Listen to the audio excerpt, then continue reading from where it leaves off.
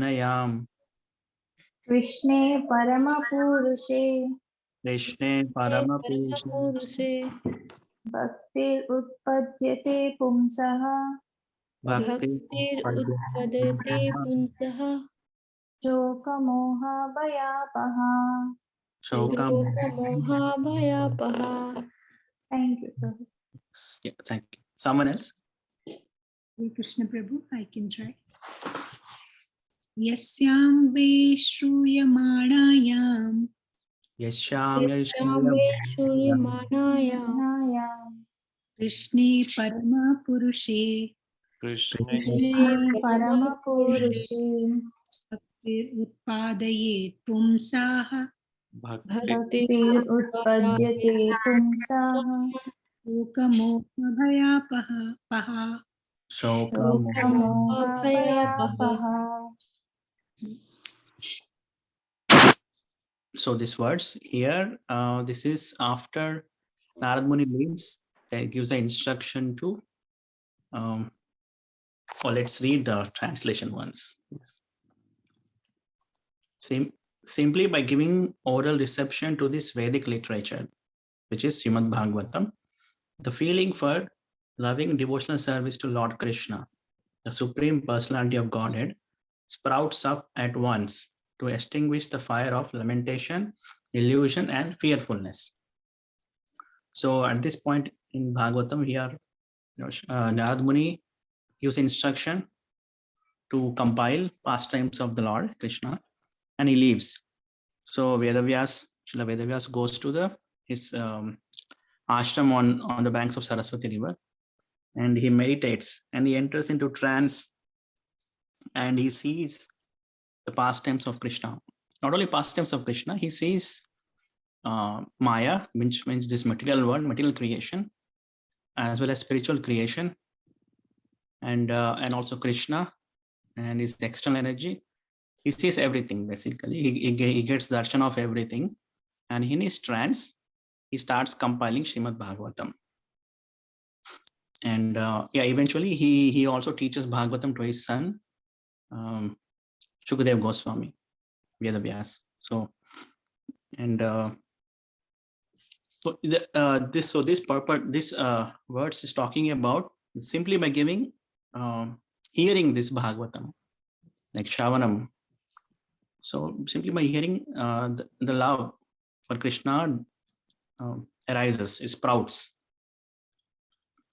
which is prema, and it also actually, as a side effect, it also destroys moha, bhaya.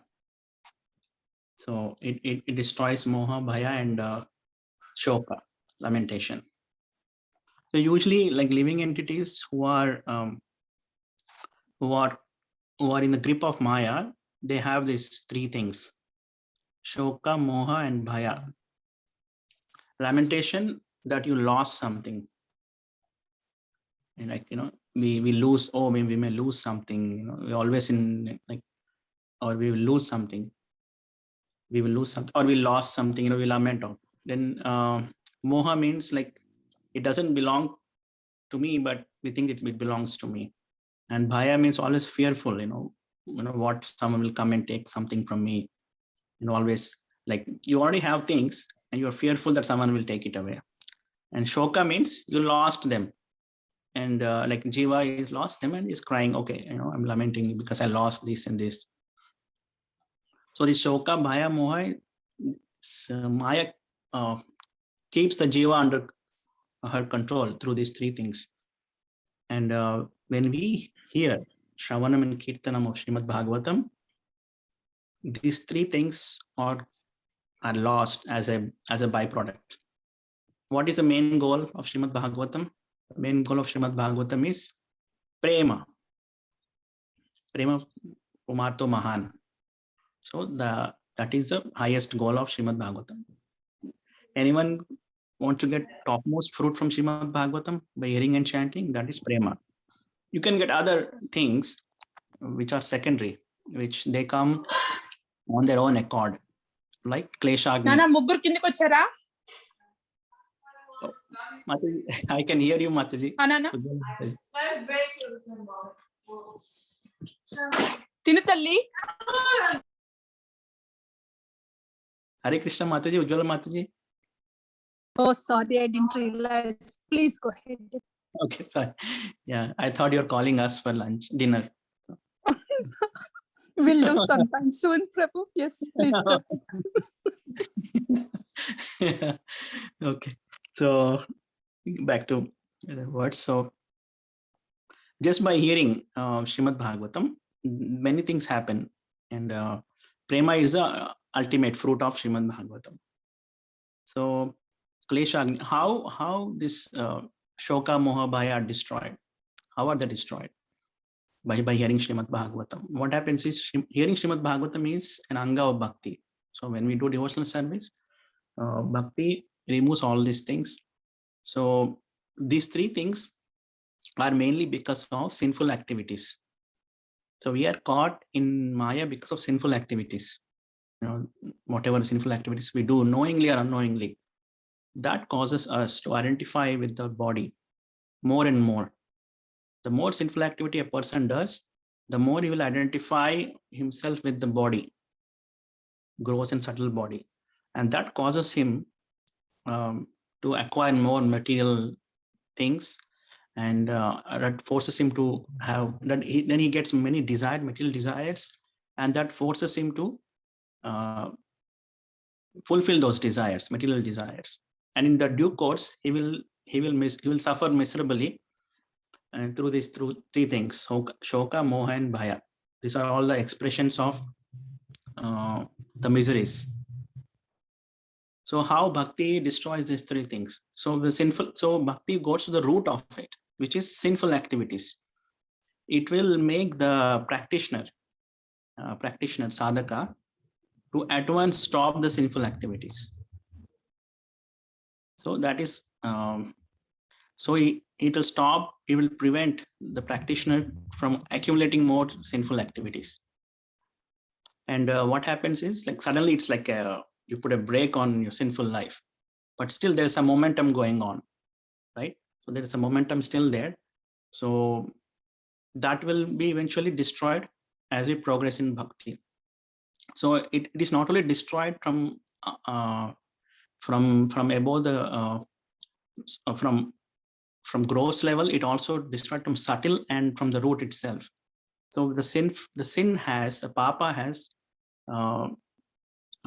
like four components. Like it has prarabdha, bijam, and kutam. Bijam means seed, kutam means disposition, and then prarabdha and aprarabdha. So when someone does some sinful activity, it becomes aprarabdha. Aprarabdha means he did the activity, he's waiting for the result of that. So it turns into aprarabdha. Then prarabdha means it is going to come, like it is coming up, like in the next immediate time, in the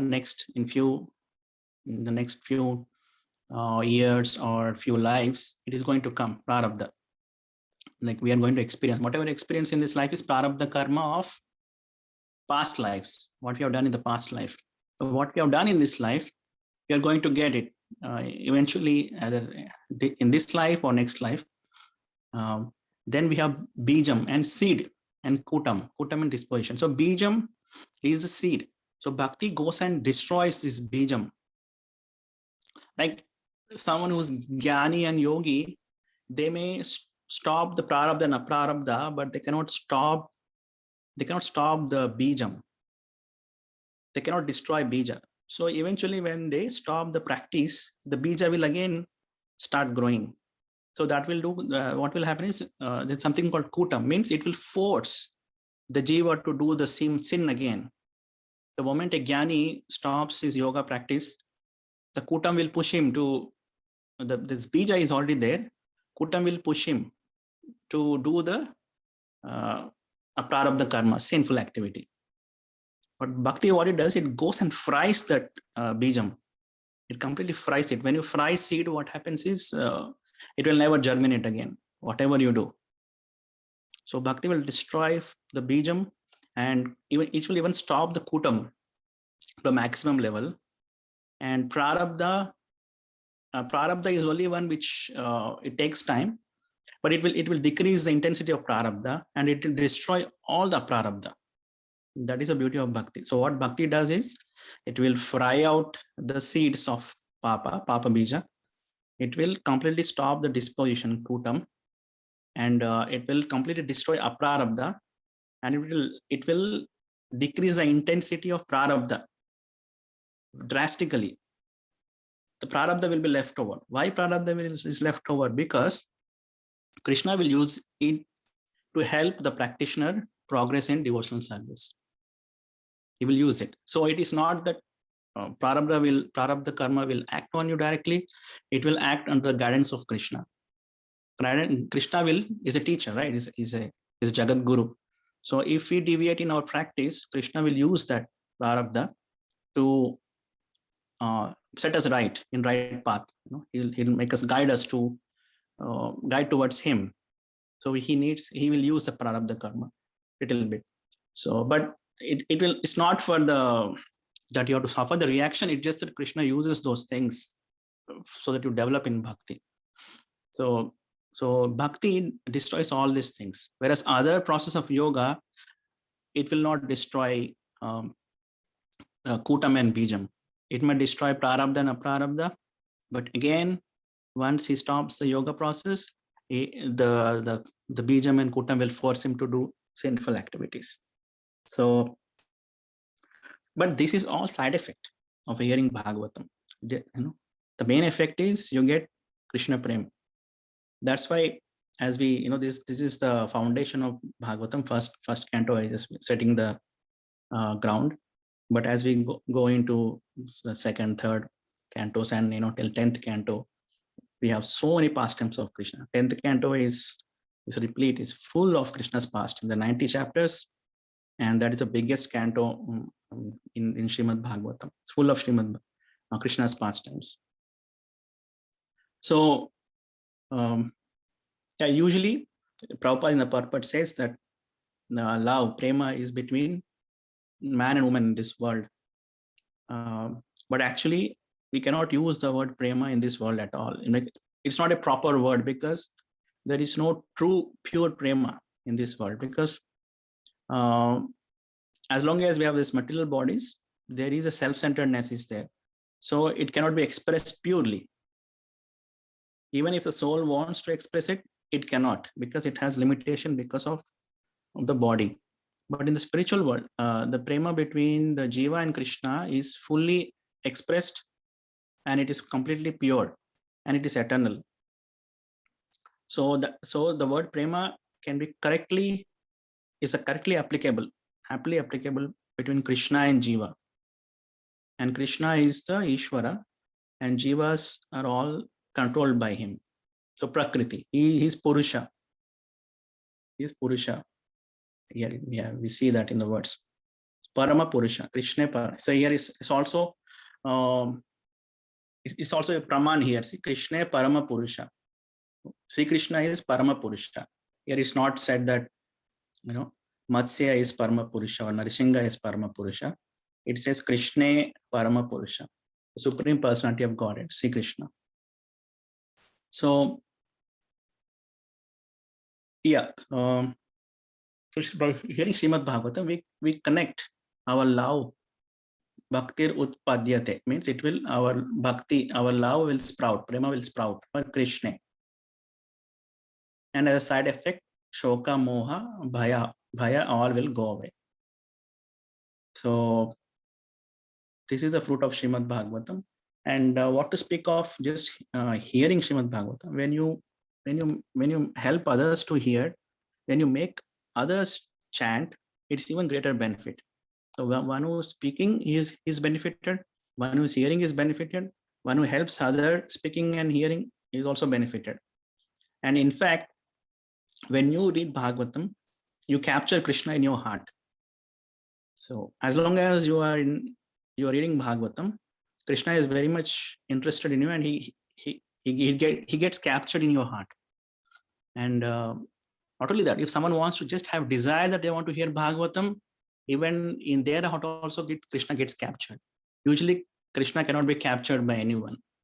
Okay, but if someone has a desire to hear Bhagavatam or chant Bhagavatam, Krishna just comes and sits in their heart.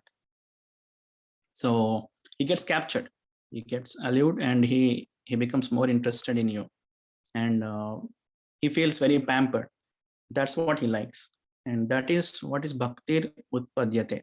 So bhakti will sprout, and there's all subhada, means all auspiciousness, and all kleshas are destroyed. And it even a devotee who is relishing Srimad Bhagavatam, he doesn't even care for moksha or mukti. Even mukti comes, he will say, I'm not interested. So there are 5 kinds of mukti. I'm just relishing Krishna's pastime. I don't want anything else, any other disturbance. It's like even like in Vrindavan, Brajvasis, when they see Krishna, there's so much ecstasy that they cry, or eyes are blinking. They even say that they curse Brahma that why my eyes are blinking even for a moment. That is causing me not see Krishna. So that much love they have for Krishna, that anything that obstructs them, they just reject that thing. So even a moksha comes, they reject. Even the good karma comes, or the fortune comes, they reject. Or even the name, fame come, they reject. So they only want to focus on Krishna. Krishna is center for them. They don't care anything. Dhanam, Janam, Sundarim, Kavitam, nothing. They don't care for anything, because they get the topmost thing, that everything else is of lower taste. They get higher taste, and everything else becomes lower taste. And this comes by experience, not by, because it's not theory. If someone tells this, or maybe it's I don't know, I don't have that. But if you go and see the sadhus, if you read the scriptures, Bhagavatam, and if you go and hear from sadhus who are in Vrindavan, Mayapur, and Puri, you will see that they are, it's practical, it's going on. They are seeing Krishna and they don't want anything else. When you hear from them, there are many sadhus in Vrindavan, Mayapur, Puri, and many other places, and they're in so much love with Krishna that they don't want anything and nothing. Actually, there are many. If you take example of Rupa Goswami, Sanatana Goswami, they were very rich. They left everything and they were relishing Krishna Katha, and they were in so much ecstasy that as if they have attained great fortune. Actually, the material fortune is nothing for them. So what we see, material opulence are not even a drop. You cannot even compare. Even comparing the material opulence with bhakti is an offense. It's one of the namaprad. One of the 10 namaprad is one of them. Comparing anything material to the bhakti, or chanting, it's an offense. So you cannot even compare. So that is the glory of bhakti, and that you will get purely through Srimad Bhagavatam, not any other scripture. Other scriptures are tainted. They are alloyed. They are mixed with something else. But Srimad Bhagavatam is unalloyed, pure, only teaches prema. And that's what Srila Prabhupada, got here. When he came to US in 1965, he only got Srimad Bhagavatam.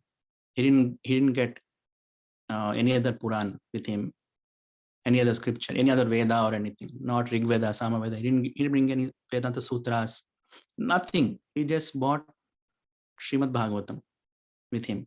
He even said that when he's traveling, Srimad Bhagavatam is going to preach. I am just a servant of Srimad Bhagavatam. So I'm just accompanying Srimad Bhagavatam. He didn't say that I am bringing Srimad Bhagavatam. Actually, Srimad Bhagavatam is going to US, and I'm going with Srimad Bhagavatam as a servant. So he put the Srimad Bhagavatam on his top of his head. He worshipped throughout his life, and till the end of his life, he was giving commentary on Srimad Bhagavatam. Even last minute, nothing in his body, nothing was working. He stopped eating for almost 4 or 5 days. He stopped eating and drinking. still he was giving commentary on Srimad Bhagavatam. So that much important is the Srimad Bhagavatam book. So taking that inspiration from Srila Prabhupada, we should take Srimad Bhagavatam to our heart, on our head, and always, stick to Srimad Bhagavatam. And whenever we get chance or time, read any verse from Srimad Bhagavatam and meditate on them. And always remember the goal of Srimad Bhagavatam. What is the goal of Srimad Bhagavatam? Is to attain Krishna Prem, especially in Sri Vrindavan Dham. Especially, you can in general attain Krishna Prem, but this takes you to Sri Vrindavan Dham. Okay, so yeah, we will stop here. Anybody have any reflection or comments or any questions? The glories of Bhakti. Bhakti is nothing but prema. It's just a synonym. Prema, Bhakti, it's all same thing. That's for Krishna.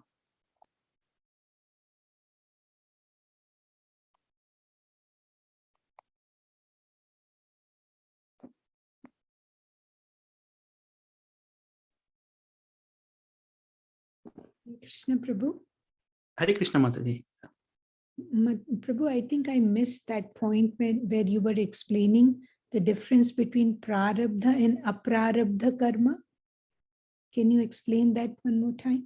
Yeah, prarabdha means which we are experiencing right now, like which is currently going on and which is coming in near future. Mm-hmm. Okay, that is prarabdha. Aprarabdha means it is still in seed form. It is germinating. It is under the ground. It has not sprouted yet. Means that will sprout in maybe next birth or after 10 births or after 100 births, Mm-hmm. or after 1 million births. It will fructify. It will germinate. It will come out. It sprout later on. But prarabdha means right now. Our body we have is because of prarabdha. Mm-hmm. Right. Mm-hmm. The diseases that we carry or the good health that we carry every day, it's all because of prarabdha karma. Means it is being executed right now, the reaction. And these planetary planets in the cosmic in the cosmic creation, the planets facilitate all these karmas. Like for example, you take Saturn. Saturn will directly supervises allotment of prarabdha karma. Even Ketu also. So they mainly Saturn. They make sure that Jiva gets the fruits, the whatever he has done. They make sure that they get it. So everybody works together to help Jivas enjoy their fruits or suffer their fruits of their actions. So they're just servants. So they're just following the orders of Krishna. If someone does very good activities, then all the planets give them all the good results. So they won't be bothered by any bad effects. But if someone does bhakti, then they are above good and bad. So in that case, the worship of the planets that is done, that doesn't have any value, because what you are getting is based on your karma, right? Yes. So that's right. What happens is someone who worship the planets, they will temporarily, for time being, they will pacify, but they cannot avoid it. So they may postpone it, but they cannot avoid it. Okay. And Prabhu, what is the difference between bija and kuta? So bija is seed. Papa bija. Papa bija is a seed. Like if someone is want to like do sinful, material life means sinful. It's because of bija. So if someone does something, a bija is created. Okay? And if someone does some sinful activity, bija is created for the next sinful activity. So there is originally one sinful activity, some sinful bija is there, but that will create more bijas. And this this process of creating, the force, Mhm. kutam, means it will force the jiva to do more sin. Mhm. Kutam is nothing but propensity. Propensity. He's fine, but for no reason he want to sin. Mhm. Mhm. It's called kutam. Mhm. So already bija is there. The kutam will nicely fertilize it and everything, and it will make it fructify, and they will commit more sins. Then the prarabdha will gets created. It's a cycle. It's a vicious cycle. Mhm. You cannot stop actually, because the more you sin, the Mhm. more bija and kutam will become strong, and the kutam becomes, the more kutam becomes strong, it will make the person commit more sin. So a person commits one sin, that will force him to do more sins. Mhm. What since he does, he'll keep on doing sins. Mhm. Mhm. So vicious cycle. Can the desires be called as the bija, Prabhu? Because they are the one who tend to make us do the sinful activity. Yes. That is basically, you can say this is the kutam. That's okay. The desire will push. Mhm. It's a disposition. It's a push. It's a force to do sins. Mhm. Material desires. Mhm. Mhm. So desire is just a that you want or not want, but kutam is more than that. It's more than desire. It's also a force that will push you to do sin. It's Mhm. kutam. Mhm. So all these are destroyed by bhakti from the root. They actually fry all these seeds. Bhakti fries the seeds at anartha nivritti level. At nishtha, at the level of nishtha, all the sins are destroyed. After that, it's all because a person may fall down because of offense after nishtha, after ruchi. From ruchi onwards, a person usually falls down from bhakti not because of sin, it's because of aparadh. Till nishtha, a person falls down because of aparadh and sin. Mhm. So just imagine, at the stage of nishtha, all sins are gone. Actually, all material sins are gone. Nothing remains. During the process of anartha nivritti, Prabhu, that time we still have sins, right? You said after the anartha nivritti, Yeah. all the Another sins. is like the process of removing all the sins, all the desires, all the unwanted things. Mhm. Mhm. But once you attain the nishtha stage, so there's sin. The person will not sin anymore. There's no more sin. Mhm. But he may still fall down because of offense. Mhm. Mhm. Mhm. It is So, actually, yeah. One more thing, Prabhu. So when we are going through the stage of, anartha nivritti, so the problems which we are facing, they could be due to our karma, or they could be Krishna is giving us to teach a lesson. How does it work? Okay, Krishna will not create anything for you, new karma. He'll make use of the prarabdha for you to teach. That's all. Actually, he will reduce even your prarabdha. Bhakti will reduce prarabdha as well. It will not only destroy kutam, bijam, and aprarabdha. It will reduce the prarabdha completely, and Krishna may use it. Yeah. If a practitioner is deviating, he may use it. But even that one also get destroyed at level of nishtha and ruchi. In fact, anartha nivritti is throughout all the stages. It's not a one stage. It starts from shraddha till bhav. Oh, Anartha nivritti is throughout. But at that, there is this fourth stage. It's called anartha. The majority of the anarthas are gone away. That's why it's mentioned there as anartha nivritti. But till bhava, you have bhakti. You may have anarthas. So, like for example, we have Maharaj Bharat. So he had anartha. He had a material attachment even at the stage of bhava. So Krishna, that only small thing was left. Krishna used it. What Krishna did? He made him take birth as deer. He doesn't need to take birth as deer actually. it's a stage of bhava, he's so advanced, he's just one step to prema. It doesn't need to take birth as deer. But Krishna used that context to push him towards prema. It is not a punishment to Bharat Maharaj actually. It's a mercy to Bharat Maharaj. What Krishna is doing is, he wants him to bring him to spiritual world sooner, give him prema. So what he used that thing as a purification attempt, and then he took birth as deer, and that desire is being completely destroyed. That another has been destroyed, and he attained Krishna, prema. So he uses, but actually he reduces it a lot. Actually, he reduces and he completely softens it. Sometimes he doesn't even give it. But if practitioner is really deviating, he want to show mercy, he may use that prarabdha, which is already you are supposed to get anyways, but he will reduce and soften, and he will make use it to help you in bhakti to go towards him. So he's very merciful.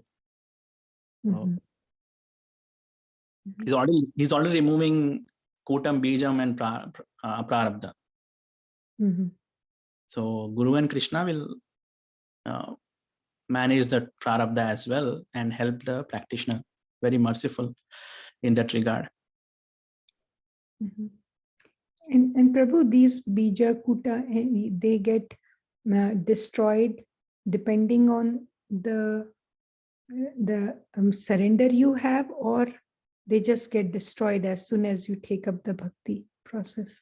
Yeah, as soon as you take up the bhakti process, the intensity of your bhakti, the interest that you have in bhakti, like the priority that you give to bhakti, to that proportion, they get destroyed. Sharanagati is a process. Sharanagati is a process. It's a process. It's an activity. Sharanagati. It's not like you do Sharanagati and you're done with it. It's an activity. It's a bhakti. So it's not just by doing bhakti it gets destroyed. Even unknowingly also you do bhakti, all these things get destroyed. Actually, for bhakti, destroying papam, kutam, bijam, and all these things are nothing. Actually, they're all side effects.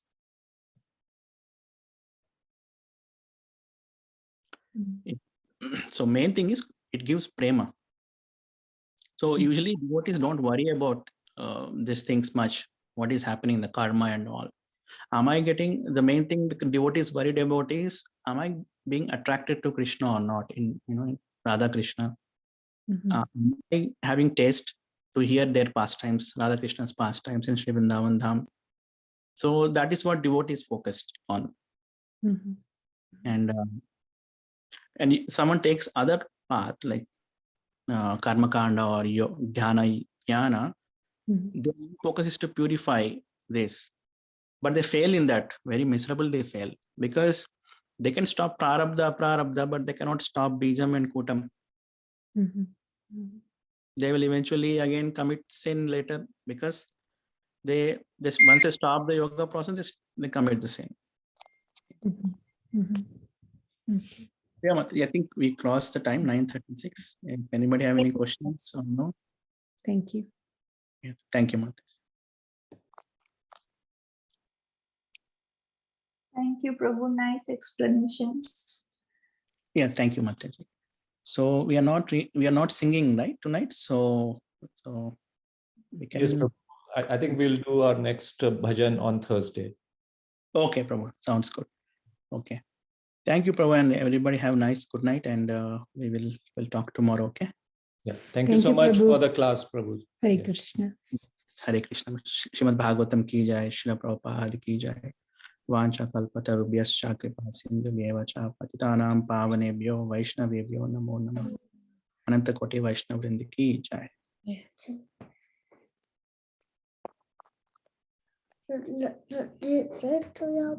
Shh.